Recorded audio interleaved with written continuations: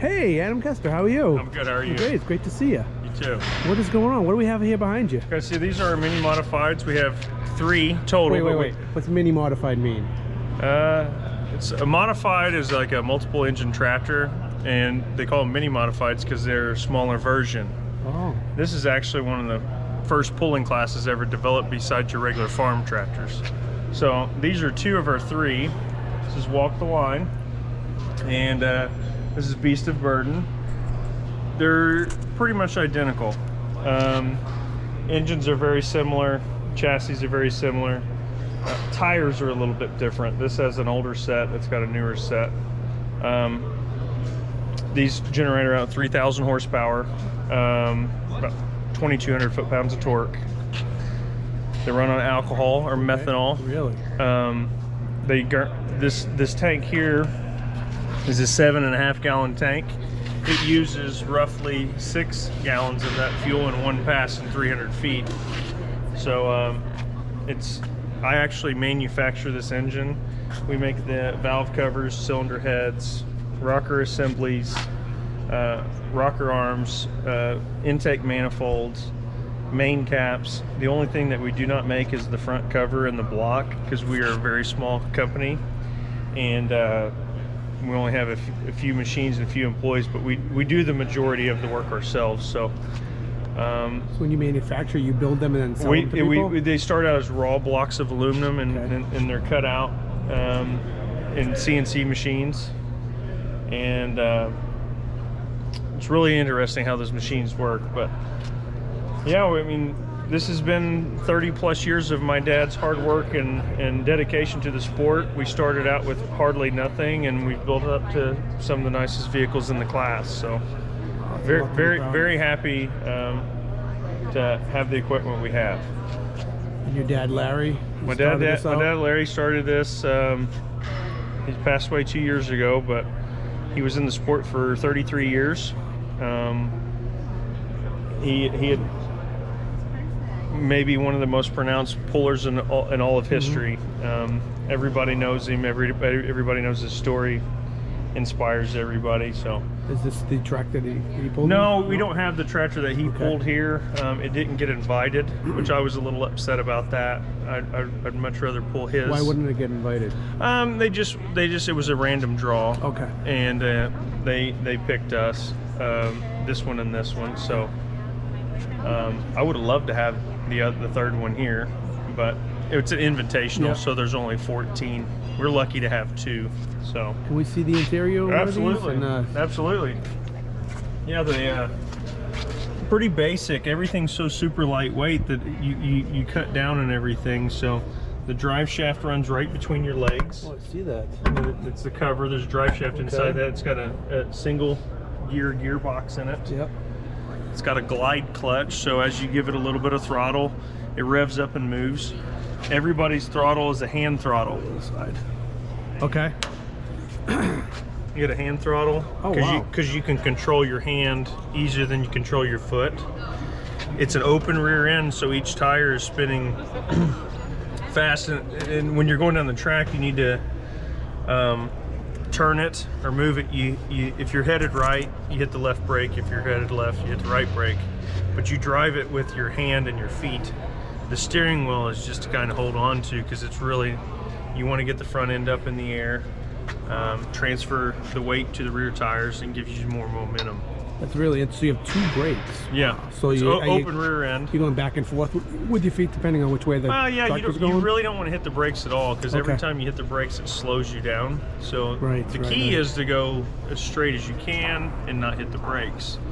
But every now and then, you're running on dirt. It's very inconsistent, so you could catch a rut, or it could be a soft spot or a hard spot, and it causes the tractor to move around, and so you have to adjust it with the brakes. Now, how much weight are you pulling with this? These vehicles here weigh 2,050 pounds, but we pull 16 to 20,000 pounds, depending on the condition of the dirt. And how far would you consider as a good pull? A good pull now has to be over 320 feet. We have pulled 350, 370, but usually it's normally 320, 340 in that range. And what's the best way to you climb? How do you climb in this thing? So I just step over Okay. and then I sit in there. You did that really graceful, actually. Well, I'm still kind of young. I was looking, I can't get in there. So you get in there. Once you're in there, they look really small, but there's a lot of room in there. Now, what kind of safety equipment are you wearing when you're driving this? Full on 4-layer fire suit, sock hat, fireproof shoes, helmet, full face helmet with a visor on it, and gloves. We do have a fire extinguisher on board, but it's not really there for much, because if you were to catch on fire, you normally would just rather get out. So what are some of the hazards while you're driving this thing that you got to worry about? Are you getting hit in the face with dirt and rocks? No, not so much that. The power to weight is insane. So 2,000 pounds, over 3,000 horsepower, and they're volatile. It's like chaining a really mad pit bull or any mean dog to a tree, and they want to get away from it. They want to escape. Yeah. So there's not a whole lot to them. Everything's super lightweight, except for me. I need to lose a little bit, but they're very super lightweight, made with really thin aluminum, lightweight pieces all around. So what can you tell me about these tires? You can't really see the tires because they're covered up, but if we look at this guy's here, they have like a lug on them, very short lug, 3/16 of an inch. The angle has been, we've messed with angles, trying different things. So what does that do? Does it just help you dig into the ground? Yeah, the key is you don't want to dig down. You want to stay on top of the dirt. There's a hitch. So each vehicle has a kill switch. So they hook a cable on here, and then the chain goes in here. This is can be no taller than 13 inches. But they hook in here in wheelie bars for when you pick the front end up and stuff. It keeps it from going too high. But if the vehicle was to come unhook, they'll pull this and it kills the engine immediately. But as you can see, there's a brake for each wheel here and there. Very simple though. Simple to you. Well, I mean, they have to be built very simple because it's so lightweight. Yeah, wow. It's very, not much to any of it. So what are your thoughts as you're climbing into the track, that you're getting ready to pull? What's going through your head? Don't screw up. Don't screw up? Yeah. Everybody's watching?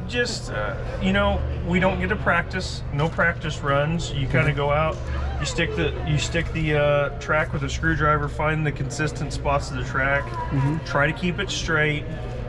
Don't make too quick a movement, so you don't want to drive it too hard and get it out of control. It's kind of like trying to do a burnout on ice. You want to get traction and keep going, but it's very slippery. So it's just you're constantly trying to do your best to keep it under control. It's basically an engine stand with a steering wheel on it. Sure. What kind of following is in the sport? Very large following. Mostly big blue collar sport. Okay. And the white collar people enjoy it too? Oh, absolutely. It's got a huge blue collar following, but the white collar people, once they understand how it works, it's very impressive. I mean, these things will shake your body when they're running. Really? Oh yeah, they're quite the ride. We've been doing this for a long time, and it still makes me nervous every time I get in the seat. If you're not a little bit scared of the thing, it'll teach you really fast who's the boss. That's when you have to be afraid, is when you're not nervous anymore. Yeah, exactly. Absolutely. So this is my dad's old saying. He lost his legs above the knee. You don't need feet to kick butt. So this was a powerful message. It is a very powerful message. It's inspiring for people that even if you do have a condition to where you lost a limb or you have some sort of ailing deal, that positivity and drive, and you can do absolutely anything you want to do. So this was my dad's expression of who he was. He didn't want to be the man in a wheelchair. He didn't want to be the handy. He just wanted to be one of the guys, and he wanted to be the best tractor puller in the world. And a Lodge standard, I'd say he is. I think so too. Yeah, I mean, Absolutely. and he's inspired so many people. Absolutely. And, He would be very proud of what the sport has become. We still got a lot of work to do, though. Got a lot of really cool people involved. Shell Rotella has helped us immensely. How long have you guys been with them? 1998. So if you check back over the history of sponsorships, it's a pretty long That's standing. amazing. That's a hell of a relationship. I mean, I think the only man that maybe in the would be Richard Petty, probably. Sure, you know, yeah. I mean, he carried the STPA brand for a long time. We feel that we've carried the Shell brand for as long as anybody. Well, So I know you're doing the Shell Rotella people very proud. well, we try. There's a lot of customers that we found in the pulling world that like to use the product. So we're continuing to promote their product, try to represent a good image, be professional, be competitive. So Well, fantastic. very happy with where we are today. Thank you so much for talking to me. It was No great to talk problem. to you. Great